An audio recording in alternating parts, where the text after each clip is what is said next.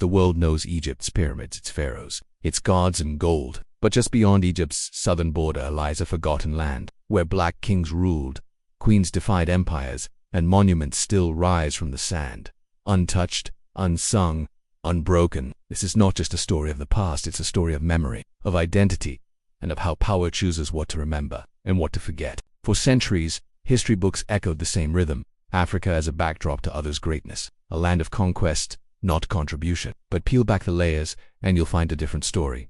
One of fierce empires, ancient wisdom, and proud civilizations that stood tall, and sometimes even ruled over their neighbors. Welcome to Nubia, welcome to the Kingdom of Kush. Nestled in the lands we now call Sudan, Nubia was once the beating heart of a powerful civilization. Its people weren't Egypt's shadow, they were its rival, its conqueror, and, at times, its redeemer. They built cities, erected pyramids more than Egypt, and led spiritual and military revolutions that reached across deserts and down into history. And yet, most people have never heard of them, because history isn't just about what happened.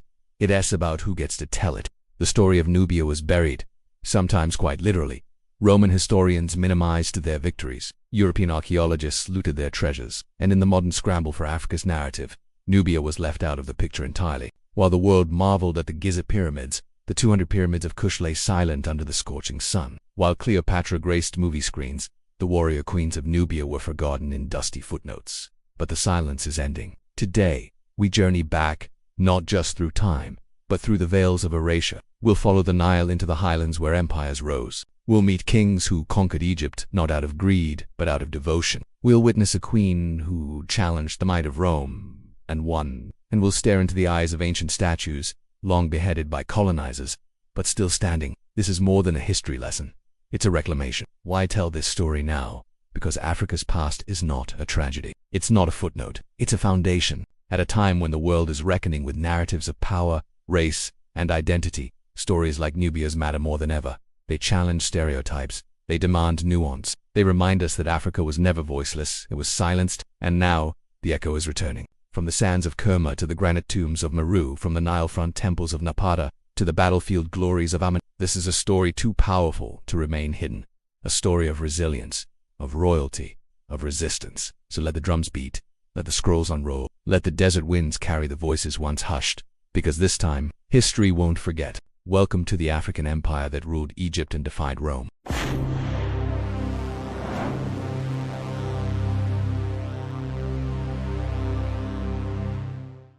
Before Egypt became a kingdom of pyramids and pharaohs, there was the Nile. Not just the lifeline of Egypt, but of something even older, deeper, and often ignored, the Nubian heartland. Stretching across what is today southern Egypt and northern Sudan, Nubia was carved by the Upper Nile Valley, a land of black granite cliffs, narrow floodplains, and gold-rich deserts. Unlike the wide and fertile delta of northern Egypt, Nubia's terrain was rugged and majestic, forcing its people to become resilient, creative, and fiercely independent. Here, the Nile split into cataracts, rocky rapid-filled sections that were impassable by boat, giving Nubia both natural protection and identity. These waters didn't just carry life, they carried ambition. They birthed cities, fueled trade, and formed a cradle for one of Africa's first great civilizations.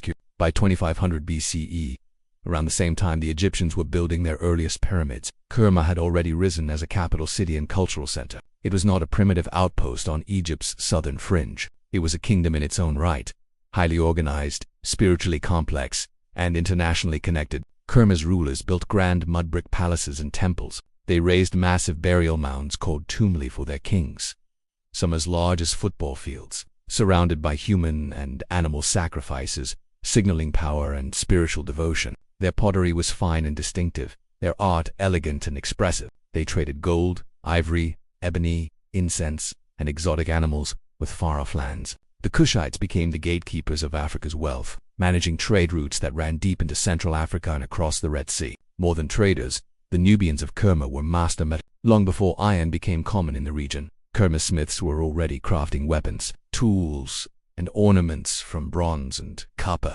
This metallurgical expertise became both a source of wealth and a tool of warfare, one that would define their early relationship with Egypt.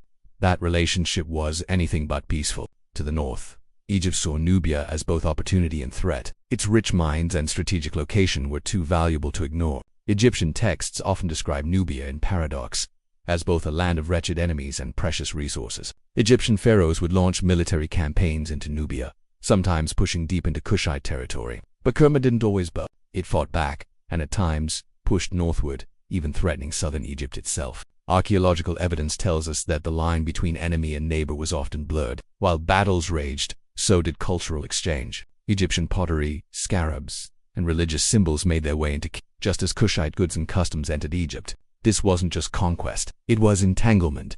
Two worlds rubbing against each other, shaping and reshaping identity. But Nubia remained distinctly its own. In ancient Kerma, life thrived along the Nile. Villages dotted the banks, with homes made of sun-dried mud bricks. Women adorned themselves in jewelry, earrings, necklaces, and decorative beads made of faience and precious stones. Families raised cattle, cultivated sorghum and barley, and harvested dates from palm trees. The cattle, in particular, held deep spiritual significance, appearing in art, rituals, and burials. Religion was central to Nubian life, though different in tone from Egypt's grand pantheon. While the two civilizations shared deities and spiritual ideas over time, Kerma's religious practices seem rooted in local traditions, ancestor worship, animism, and rituals tied deeply to nature. The sun, the river, the earth, all was sacred. And while we may never fully grasp the intricacies of Kerma's belief system, we know this: it was complex, structured, and powerful enough to hold together a kingdom for centuries.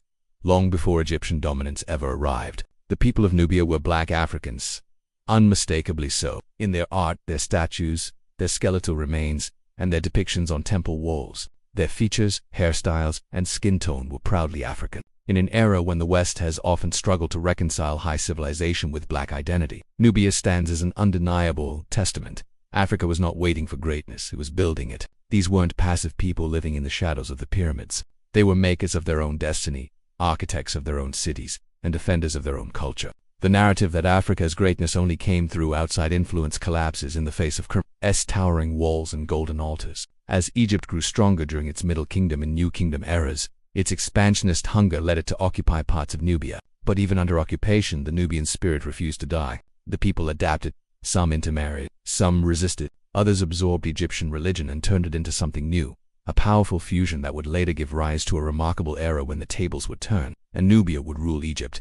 But before we get there, we must honor this early era, the era of Kerma, because it shows us that before Nubia became an empire, it was already a civilization. It reminds us that geography shapes destiny, but it is people who shape history. In the bends of the Upper Nile, where crocodiles slither and the wind whispers through tall reeds, the people of Kerma built more than cities. They built legacy. And like the river that flows on through deserts and centuries, that legacy endures. Egypt, the ancient land of pharaohs, pyramids, and gods, had once stood as the unrivaled power of Northeast Africa. But by the 8th century BCE, its golden age was a fading echo. The once great kingdom was fractured. The north had splintered into petty city-states ruled by ambitious warlords. Foreign powers nibbled at its borders. The priesthood of Amun and Thebes had become more powerful than kings. Chaos wore the crown. And from the south, a different kingdom watched. In the highlands of Nubia, where the Nile carves through sandstone cliffs and past silent pyramids, the Kingdom of Kush was not only thriving, it was waiting for a moment not to destroy Egypt, but to redeem it. For in the minds of the Kushite kings, Egypt wasn't a foreign land, it was sacred ground, corrupted by division and faithlessness. It had to be saved, and they believed they were chosen to do it. Enter Piye, son of Kashta, ruler of Kush, priest of Amun, and a man unlike any conqueror history had ever seen. Piye was not merely a warrior, he was a philosopher king, a religious reformer, and a devout worshipper of Amun, the supreme god of both Kush and Egypt. To Piye, the moral and spiritual decay of Egypt was unbearable. Its temples were neglected, its rulers corrupt, its gods disrespected, so he didn't march north merely for conquest. He moved with purpose, to restore Mahat to the divine order, and return Egypt to the path of righteousness. His campaign is preserved in a poetic and powerful inscription known as the Victory Stele of Piye,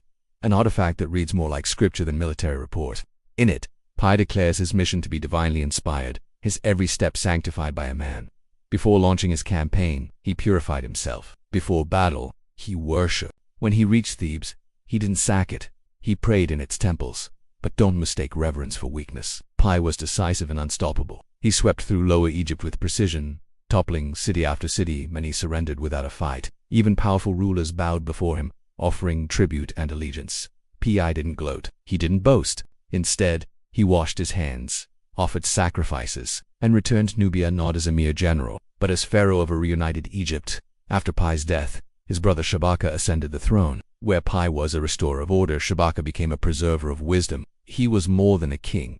He was a scribe of history, a steward of memory. During Shabaka's reign, the spiritual and philosophical roots of Egypt were under threat. Ancient texts, some already centuries old, were decaying, forgotten, or rewritten to suit new powers. Shabaka sought to change that. He ordered that these fragile papyri be chiseled into stone, safeguarding their words for eternity. The result was the Shabaka stone, one of the most important religious and philosophical texts of ancient Egypt. It speaks of the creation of the world through the mind and word of Pat, the Memphite god, a doctrine that deeply influenced later African spiritual systems and may have echoes even in Hellenistic thought. Under Shabaka, the temples of Karnak and Luxor were not just restored, they were glorified. Architecture flourished, art was reborn, and Egypt, under Nubian leadership, looked more Egyptian than it had in centuries. Shabaka didn't just preserve history, he became it. But perhaps no figure from this era shines brighter than Taharqa, the most famous of the 25th dynasty pharaohs. Taharqa, son of Piye, rose to the throne during one of the most turbulent times in African and Middle Eastern history. The Neo-Assyrian Empire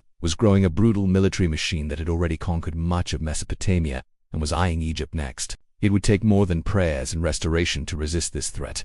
And Taharqa was ready. He was a builder, a warrior, and a priest, all in one. His reign saw a massive building campaign that stretched from Nubia to the Delta. He expanded the temples of Karnak and constructed new sanctuaries deep in the south. Statues of Taharqa depict him not just as a ruler, but as a god-king, powerful, stoic, unyielding. But he didn't just build with stone, he built with strategy. When the Assyrians attacked Judah, King Hezekiah found an unlikely ally, King of Kush and Pharaoh of Egypt.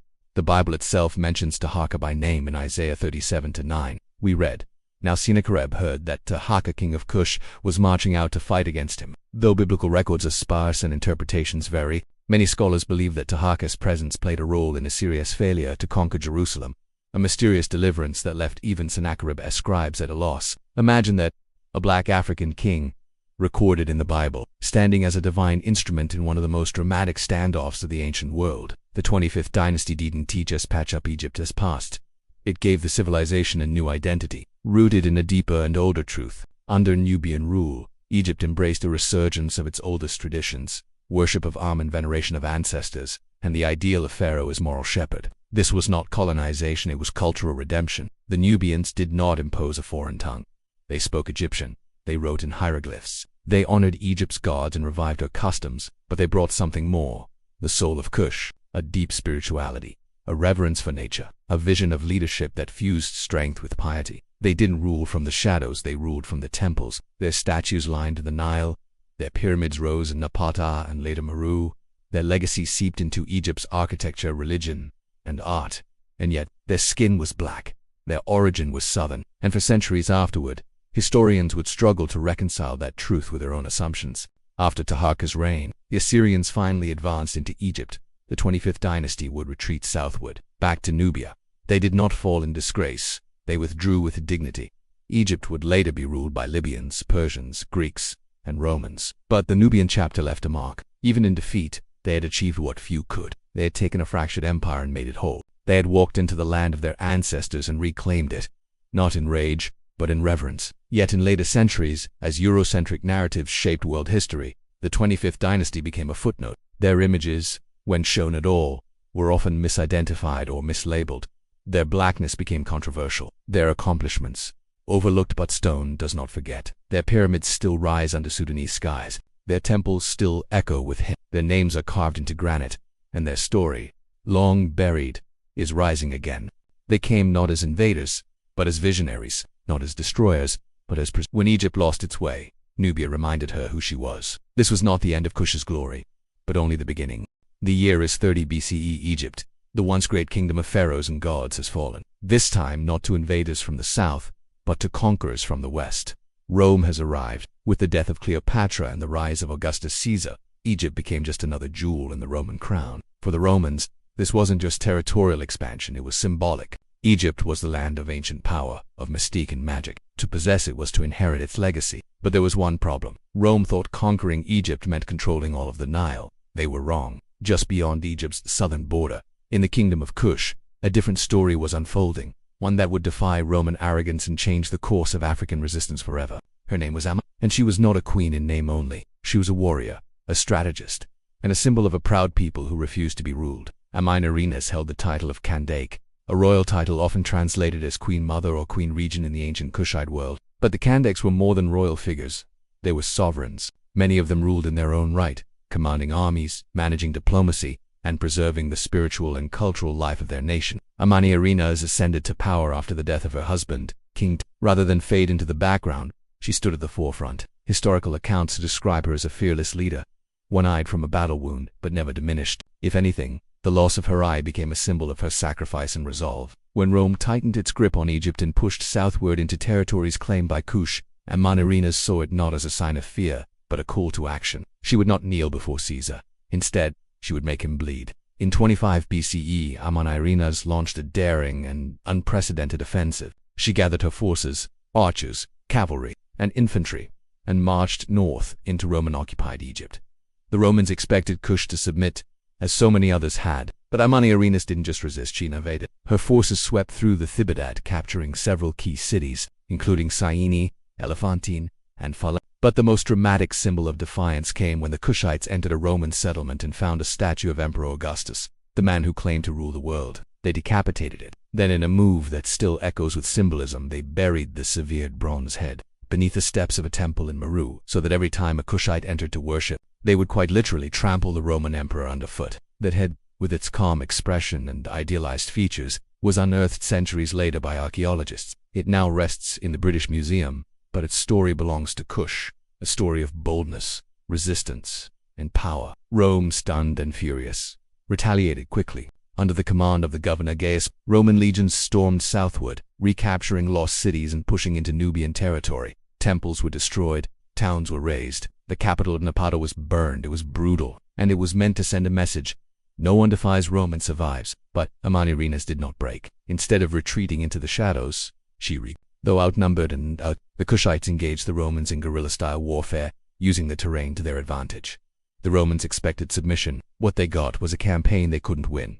Not decisively. Eventually, both sides realized that endless war in the searing desert was futile. Rome had no appetite for a prolonged southern front, and Kush had no intention of being colonized. So in 21 BCE, one of the most surprising peace treaties in ancient Roman history. After years of conflict, Rome withdrew from southern Egypt and recognized the autonomy of the Kushite kingdom. In a rare concession, no tribute was required of Kush, a stunning diplomatic victory considering Rome's as-usual demands of subjugated peoples. The boundary between Rome and Kush was officially set at the First Cataract, near Aswan. A buffer zone was established, and trade resumed. But more importantly, Kush kept its sovereignty, its leadership, and its pride. The Roman Empire, which crushed the Gauls, sacked Carthage, and subdued much of the known world, had been held at bay by a black African queen with one eye and unwavering courage. Amanirenas didn't just protect her people. She set a precedent for African resistance that would echo for centuries. Amanirenas stands today as more than a historical figure. She is a symbol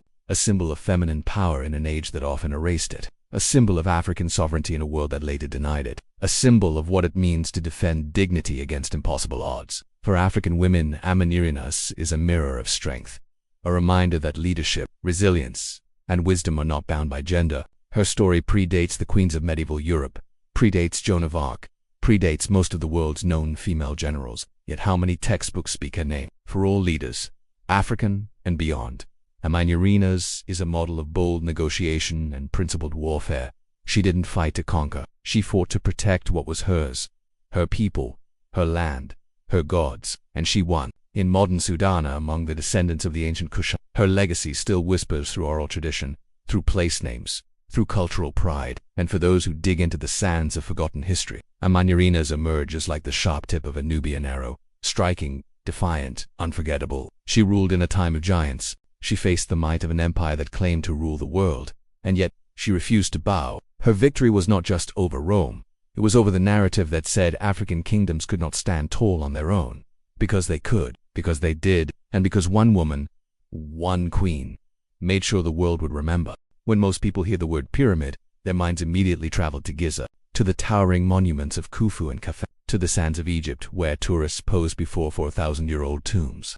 These are the icons of ancient greatness, symbols of African ingenuity and wonder. But what if we told you there are more pyramids in Sudan than in all of Egypt? Yes, more, not fewer. More. Over 200 pyramids, rising silently in the desert, untouched by tour buses. uncelebrated in textbooks, and mostly unknown to the world. These are the pyramids of Nubia, built by the kings and queens of Kush, by black African rulers, whose story has been buried just as surely as the tombs beneath these sacred structures. Scattered across sites like Napata and Meru, these pyramids stand in clusters, smaller than those of Giza, but no less majestic. Where Egypt's pyramids are broad-based and towering, the Nubian pyramids are steeper, with sharper angles and narrower footprints. They look like arrows piercing the sky, carved from the stone of the desert itself. Each pyramid was built as a royal tomb, a sacred resting place for a king, queen, or noble. Unlike in Egypt, where the burial chambers are inside the pyramid itself, the Nubian pyramids often had their tombs located in underground chambers beneath the base, accessed through a sloped tunnel.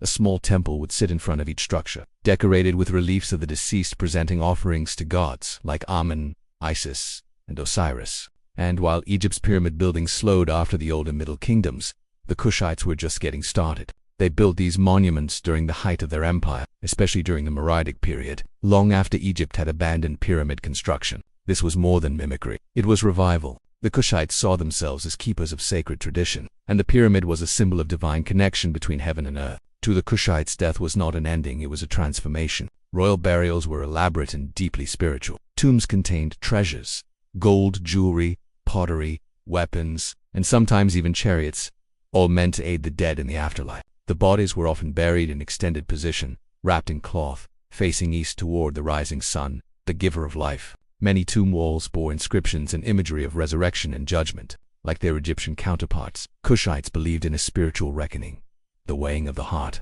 the journey through the underworld, and the hope of eternal life. But over time, a distinct Kushite spirituality emerged, blending Egyptian motifs with African symbols, local deities, and unique burial practices. One of the greatest mysteries of this period is something that lies not in stone, but in script. Around the 2nd century BCE, the Kushites developed their own writing system. It was used to inscribe everything from royal decrees to religious texts. It appears on temples, pyramids, and artifacts across Nubia. But here's the astonishing truth. We still haven't fully deciphered it. Unlike hieroglyphics, which were cracked with the discovery of the Rosetta Stone, the Meroitic script has no known bilingual key. Scholars have identified its alphabet and phonetic system, but the language behind it remains largely unreadable. That means hundreds of inscriptions, potentially containing the names, prayers, philosophies, and personal stories of a lost civilization, still sit in silence, waiting for someone to break the code. It is one of archaeology's greatest unfinished puzzles, and it speaks volumes about how much of African history still lies hidden.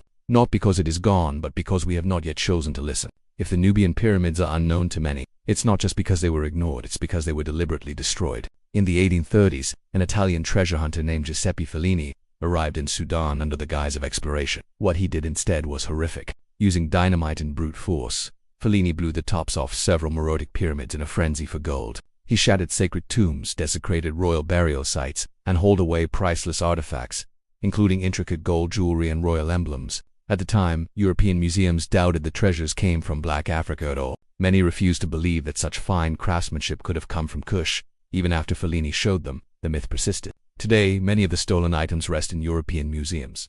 Stripped of context, removed from the soil that gave them meaning, Fellini left behind destruction. And more importantly, he helped cement the colonial myth that African civilizations were either non-existent or derivative, but the pyramids remained damaged, yes, but still standing. In the 20th and 21st centuries, modern archaeologists, both Sudanese and international, have begun the work of reclaiming Nubia's past.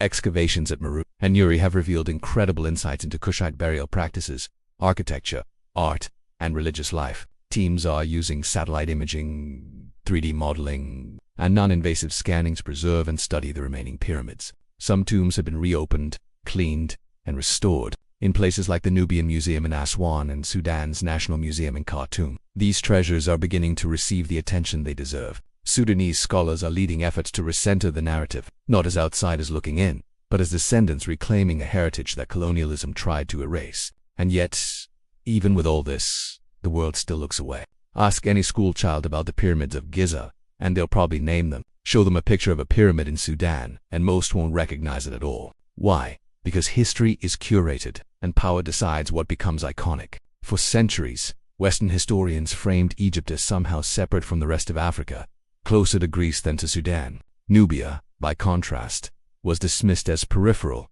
as a borrower rather than a builder. The darkest skin of its rulers, the independence of its queens, and the unbroken line of black kings didn't fit the colonial mold of who could be great. And so the pyramids of Kush were left out. Not because they weren't impressive, but because they disrupted the story others wanted to tell. But not anymore. Now, with cameras rolling and voices rising, the sand is giving up its secrets. The pyramids are re-emerging, not as relics of a forgotten people, but as monuments of a civilization that refused to be forgotten. They are calling to us, not from the past, but from the pages we've skipped, the stories we've silenced, the truths we must now reclaim. And when we listen, history changes. No empire lasts forever. Not Rome, not Egypt, not Kush, but there's a difference between falling and being erased. As the centuries passed and the golden age of Kush faded, Meru, once a city of pyramids, priests, and queens, began to lose its shine, not in spirit, but in power. The walls still stood. The temples still echoed with prayers, but the world around them was changing. The Nile had once been a highway of gold, ivory, incense, and iron. But by the 4th century CE, trade routes shifted. New centers of commerce rose in the Red Sea and beyond. As caravans rerouted and merchants turned to other empires, Mero's economic lifeline thinned. The iron industry that once made the city thrive began to rust, both literally and metaphorically. Climate change also played a role. Overgrazing and desertification made the land less fertile. Rivers ran thinner, and a kingdom that had once rivaled the greats began to struggle beneath the weight of survival. But Meru didn't vanish. It transformed. By the 6th century CE, a new message was traveling the Nile, not on scrolls of papyrus, but in whispers of salvation and crosses carved in stone. Christianity had arrived. Missionaries from Egypt and Byzantium brought with them not only religion but books, architecture, and new forms of governance. And instead of rejecting this spiritual wave, the Nubian people embraced it, reshaping their civilization once again. The result, Amanirenas. Out of the ashes of Kush rose 3 new Christian Nubian kingdoms, Nubia in the north, Makuria in the center, Alodia in the south. These were not faint shadows of Meru. They were vibrant, literate, and devout. In Makuria especially, Christianity monasteries were carved into cliffs, paintings of black saints adorned the walls. And for nearly 1,000 years, these kingdoms resisted invasion, even repelling early Islamic forces with diplomacy and force alike. Their capital cities, like Dongla, became hubs of theological thought, art, and cross-cultural exchange. And though pyramids no longer rose on the horizon, faith soared just as high. By the 13th century, the tide turned again. Islam, which had long dominated North Africa and the Arabian Peninsula, began to spread more deeply into Nubia. This wasn't always through war. Often it came through trade, intermarriage, and dialogue. Over time, mosques replaced churches. Arabic replaced Coptic and Old Nubian in official use, and Islam became the spiritual home for most Nubians. But even in this new faith, echoes of the past remained. Nubian Muslims preserved a deep sense of heritage. Their songs, prayers, and stories retained the rhythm of ancient voices. Their respect for ancestry, for rhythm, for the land all bore the fingerprints of a people who had lived through pharaohs and prophets alike. Nubia adapted. Again, fast forward to the 20th century, and a different kind of threat loomed. In 1970, the Egyptian government completed the Aswan High Dam, a modern engineering feat that promised electricity and flood control.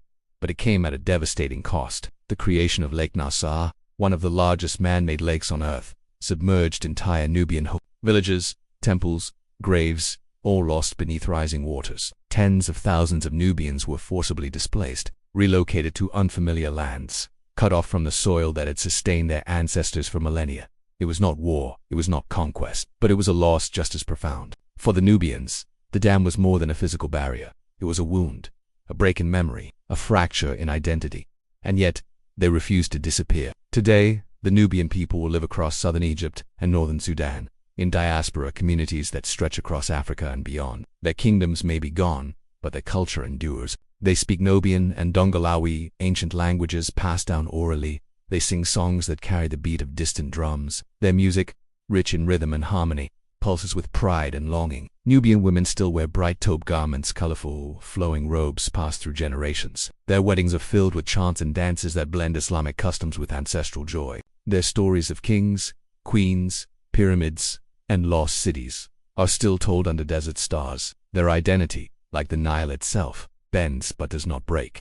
Even in displacement, even in silence, even after millennia of rise and fall, the Nubians remind the world, we are still here. Some say the Kingdom of Kush ended when Meru fell. Others say it ended when Christianity was replaced by Islam, or when the last pyramid crumbled. But the truth is more complex. It flowed from stone to scripture, from warrior queens to village elders, from ancient gods to one eternal God. Its people, its language, its memory, all adapted with time. The world may not remember them as loudly as it remembers Rome or Greece, but the sands of Nubia remember, the songs remember, the descendants remember. The fall of Kush wasn't a destruction, it was a transformation. It was the seed of something that still grows, even now. In every song sung in Nubian, in every carved face of a forgotten pyramid, in every old woman's lullaby passed to a child, the echoes remain. Not ghosts of the past, but living legacies, waiting to be honored, waiting to be told. For centuries, the story of Africa has been told from the outside, often written by those who came not to learn, but to conquer. And in that retelling, a continent bursting with culture, power, and innovation was reduced to caricature. Africa became, in the eyes of many, a place of lacking civilization, lacking leadership, lacking voice, a passive continent, a blank canvas, a waiting room for colonizers. But the ruins of Kush say otherwise. The pyramids of Meru, the scrolls of Shabaka, the warrior queens of the south. They speak not of silence, but of sovereignty. They whisper of a people who led, who built, who resisted and rose again. The Kingdom of Kush is not just ancient history. It's living proof that Africa was never behind, just hidden. And now, it's time to restore what was buried. Look at any traditional history textbook, and you'll see the pattern. Rome, Greece, Mesopotamia, China, and then Africa, usually framed only through Egypt or the slave trade. Rarely do we hear about Nubia, Oxum Mali, Great Zimbabwe, or the empires of the Sahel when mentioned. They are treated as footnotes, as if Africa's greatness was exceptional, not foundational. But Nubia shatters that myth. Here was a kingdom with written language, international trade, pyramids, ironwork, diplomacy, and philosophy, thriving while parts of Europe were still tribal and fragmented. Here were queens commanding armies, priests preserving sacred knowledge, and cities bustling with industry. Nubia didn't just influence African civilization, it was civilization. To know Kush is to recalibrate the map of global history, not to place Africa into the narrative, but to recognize that Africa was there from the start. When history is erased, it doesn't just rob the past, it wounds the present. For generations, young Africans have grown up disconnected from the brilliance of their heritage, taught to look outward for validation, trained to see their culture as lesser, conditioned to believe that greatness began elsewhere. But history is not just facts and dates, it's identity. To know that there were black pharaohs, that African queens outwitted empires, that entire civilizations rose from African soil, is to restore dignity to a people long told they had none. Representation in history is not about pride alone. It's about belonging. It's about placing Africa where it has always belonged. Not on the margins, but in the center of the human story. What happens when a story is forgotten? It dies. And with it, so do the values, the voices, and the victories that could have shaped us. The silence around Kush is not just historical. It's spiritual. It is a silence that tells children, you come from nowhere. It is a silence that feeds colonial arrogance and cultural amnesia. It is the silence that allowed men like Fellini to dynamite pyramids without shame. The silence that let museums strip sacred artifacts of their names and souls. But memory is resistance. Every time a young person learns about Piye or Amanirenas, every time a Nubian elder shares a song, every time we tell this story, we heal the silent. We break the spell. We show that Africa was never voiceless. It was simply unheard. And now, we're listening. To reclaim this story is not just to honor the past, it is to shape the future. Young Africans today are rewriting the script. They're building films, writing books, creating art, and reclaiming languages. They are no longer asking permission to tell their story. They retelling it with power. And what could be more powerful than this? A black queen who defied Rome, a forgotten script still waiting to be read, a line of pyramids in the desert, still standing tall. To know that history didn't begin with colonialism, but with kingdoms. That African innovation didn't start with imported ideas, but with indigenous brilliance. That is fuel. That is fire. That is freedom. This is the kind of history that doesn't just inform, it transforms. It teaches us to walk differently, to dream bigger, to lead with the confidence of those who come from kings, from queens, from builders of nations. There's a difference between something being lost, and something being taken. Kush was taken from the pages, from the classrooms, from our minds, but it was never destroyed. It waited beneath the sand, in the ruins, in the music, in the memory of elders who never forgot. And now we are not reviving it, because it never truly died. We are restoring it to its rightful place. This is not about nostalgia, this is about truth, this is about justice. This is about reclaiming the stories that were always ours. Because history is not just what happened, it's who we are, and who we are is fierce, is wise, is royal, is new. The desert holds its secrets well. Long after the last drum faded, after the last prayer echoed through sandstone temples, and the last queen returned to dust, Nubia remained.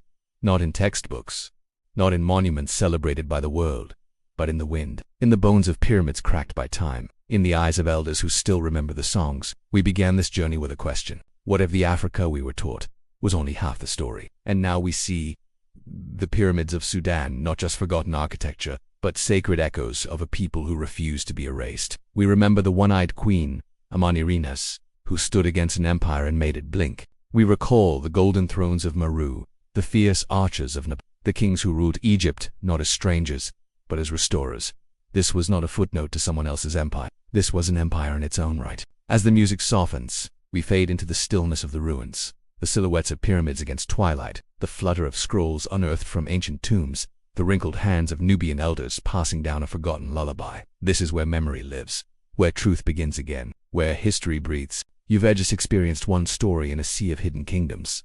Stories buried not by time but by silence. And this is just the beginning. This is Hidden Kingdoms and Legends, where lost empires rise again, where every episode reclaims a stolen chapter of our collective memory. Kaminet, the kingdom that wouldn't bow, Ethiopia's defiance of colonial rule, an empire built on mountain thrones, defying Mussolini and the European scramble, not with luck, but with strategy, spirit, and unshakable sovereignty. Because Africa never waited to be great, it always was.